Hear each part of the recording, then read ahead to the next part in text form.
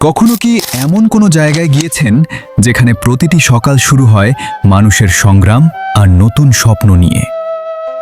এমনই একটি জায়গার নাম আলিপুর বাজার।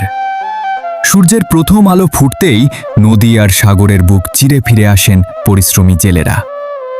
সারা রাত উত্তাল ঢেউয়ের সঙ্গে লড়াই করে ধরা মাছ নিয়ে তারা ভিড় করেন আলিপুর বাজারে।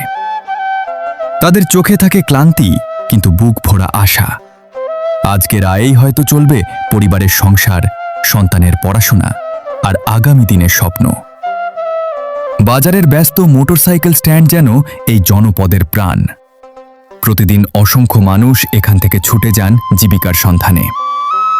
কারো গন্তব্য কর্মস্থল, কারো স্কুল, কারো ব্যবসা।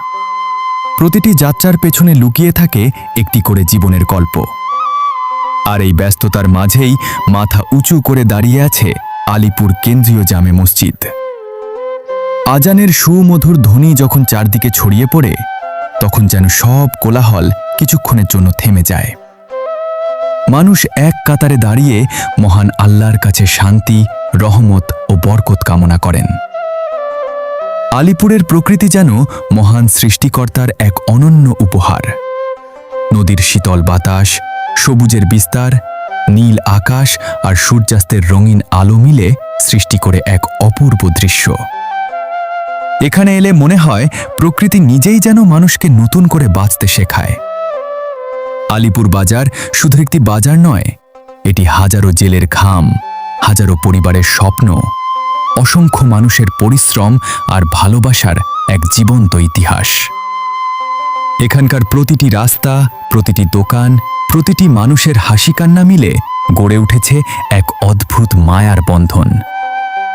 যদি কখনো দক্ষিণ বাংলায় আসেন, তবে একবার হলেও ঘুরে যান আলিপুর বাজারে। হয়তো এখানকার মানুষ, প্রকৃতি আর জীবনের গল্প আপনার হৃদয়েও অমূল্য স্মৃতি হয়ে থাকবে। আমি ফয়জুল ইসলাম রনি। এমনই সুন্দর গল্প, ভ্রমণ আর স্থানীয় ইতিহাস জানতে আমাদের সঙ্গে থাকুন।